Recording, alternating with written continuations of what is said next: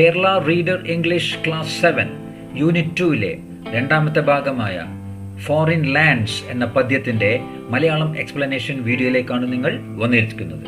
So welcome to my channel, your classroom at 2310. Let's start. Do you remember your experience when you looked out of your home to see the sights outside? പുറത്തെ കാഴ്ചകൾ കാണാനായിട്ട് നിങ്ങൾ വീട്ടിലിരുന്ന് പുറത്തേക്ക് നോക്കിയതായിട്ടുള്ള ഒരു അനുഭവം നിങ്ങൾക്ക് ഓർമ്മയുണ്ടോ? Here is a poem about a child who try to look out. ഇവിടെ നമ്മൾ താഴോട്ട് വായിക്കാൻ പോകുന്ന പദ്യം അങ്ങനെ പുറത്തേക്ക് നോക്കിയ ഒരു കുട്ടിയുടെ കഥയാണ്, അല്ലെങ്കിൽ അനുഭവ കഥയാണ്. ഈ പദ്യത്തിന്റെ തലവാചകം ഫോറിൻ ലാൻഡ്സ്, അതായത് വിദേശ സ്ഥലങ്ങൾ. ഫോറിൻ എന്ന് പറഞ്ഞാൽ വിദേശം. അപ്പം നമ്മൾ ഫോറിൻ നിന്ന് ഒരാൾ ഇങ്ങോട്ട് വരികയാണ്, ദുബായിൽ നിന്ന് അമേരിക്കയിൽ നിന്ന് ഒരാൾ ഇന്ത്യയിലേക്ക് വരികയാണ്, നമ്മൾ അവരെ വിദേശി എന്ന് പറയാം. അപ്പം നമ്മളുള്ള സ്ഥലം ദേശവും മറ്റുള്ള സ്ഥലങ്ങൾ വിദേശം, അതാണ് വിദേശ സ്ഥലങ്ങൾ. റോബർട്ട് ലൂയിസ് സ്റ്റീവൻസൺ ഈ പദ്യം എഴുതിയത്. നമുക്ക് വായിക്കാം. Up into the cherry tree, who should climb but little me? I held the trunk with both my hands and looked abroad on foreign lands. ഇവിടെ എന്താ പറയുന്നത് അറിയോ? ഞാനല്ലാതെ വേറെ ആരാണ് ഈ ചെറിയ മരത്തിലേക്ക് കയറേണ്ടത്? I held the trunk with both my hands. ആ രണ്ട് കൈ കൊണ്ടും ആ മരത്തിന്റെ തടി ഞാൻ മുറുകെ പിടിച്ചു. And looked aboard on foreign lands. അങ്ങനെ കയറിയിട്ട് ആ ഫോറിൻ ലാൻഡ്സ്, മറ്റുള്ള ദേശത്തേക്ക് ഞാൻ നോക്കി. I saw the next door garden lie, adorned with flowers before my eye. അങ്ങനെ മരത്തിന് മേലെ കയറി ഞാൻ നോക്കിയപ്പോൾ ഞാൻ കണ്ടത് എന്താ? ഒരു പൂന്തോട്ടം. എങ്ങനെയുള്ള പൂന്തോട്ടം? adorned with flowers, പൂക്കൾ കൊണ്ട് അലങ്കരിച്ച, അലങ്കരിച്ച ഒരു പൂന്തോട്ടമാണ് ഞാൻ കണ്ടത്. and many pleasant places more that I had never seen before. ഇതിനു മുന്നേ ഞാൻ കണ്ടിട്ടില്ലാത്ത വളരെ മനോഹരമായ സ്ഥലങ്ങളും ഞാൻ കണ്ടു. I saw the dimpling river pass and be the sky's blue looking glass.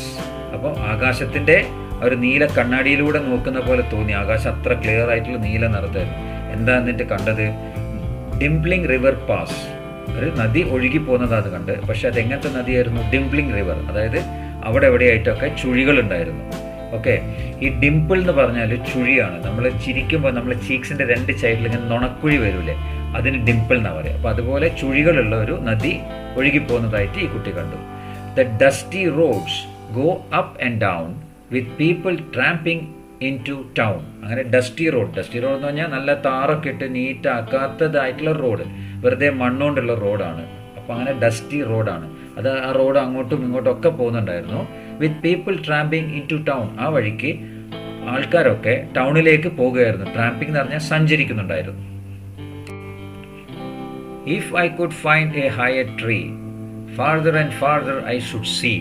അതായത് ഞാനിപ്പോൾ കയറിയതിനെക്കാട്ടും കുറച്ചും കൂടെ ഹൈറ്റുള്ള ഒരു മരം ഉണ്ടായിരുന്നെങ്കിൽ എനിക്ക് കുറച്ചും കൂടെ ദൂരെയുള്ള കാഴ്ചകൾ കാണാമായിരുന്നു. To where the grown up river slips into the sea among the ships. അതായത് ഈ നദി ചെറിയ ഒഴുകുന്ന ഭാഗമാണ് കണ്ടത്, വീതി കുറഞ്ഞിട്ടുള്ളൊരു ഭാഗമാണ് ഇവള് ആദ്യം കണ്ടത്. പിന്നെ നദി ഇങ്ങനെ പോയി വീതി കൂടി ഒഴുകുന്ന സ്ഥലം എനിക്ക് കാണാമായിരുന്നു. അത് മാത്രമല്ല, അത് കടലിലേക്ക് ചേരുന്നതും എനിക്ക് കാണാമായിരുന്നു.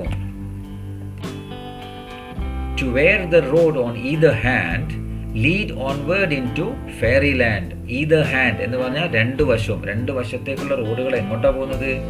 Lead onward in to fairy land. Fairy ലാൻഡിലേക്കാണ് പോകുന്നത്, ഒരു മായാലോകത്തേക്ക് അല്ലെങ്കിൽ ഒരു സാങ്കല്പിക ലോകത്തേക്കാണ് പോകുന്നത്. Where all the children dine at 5 and all the playthings come alive. അങ്ങനെ 5 മണിക്ക് കുട്ടികളൊക്കെ ഭക്ഷണം കഴിച്ചിട്ട് കളിപ്പാട്ടങ്ങളെടുത്ത് കളിക്കാൻ തുടങ്ങും. അതാണ് ഇവിടെ പറയുന്നത്. all the playthings come alive. കളിപ്പാട്ടങ്ങൾക്കൊക്കെ ജീവൻ വെച്ചു എന്നാണ് പറയുന്നത്. എന്താണ് അങ്ങനെ പറയാൻ കാരണം? കുട്ടികൾ കളിപ്പാട്ടങ്ങളൊക്കെ എടുത്ത് കളിക്കാൻ ആരംഭിച്ചു. ഓക്കെ സ്റ്റുഡൻസ്, ഫോറിൻ ലാൻഡ്സ് എന്ന പദ്യത്തിൻ്റെ മലയാളം എക്സ്പ്ലനേഷൻ ഇവിടെ അവസാനിച്ചു. എൻ്റെ എക്സ്പ്ലനേഷൻ നിങ്ങൾക്ക് നല്ലവണ്ണം മനസ്സിലായി എന്ന് ഞാൻ കരുതുന്നു. If so, please like, share and subscribe my channel, your classroom at 2310.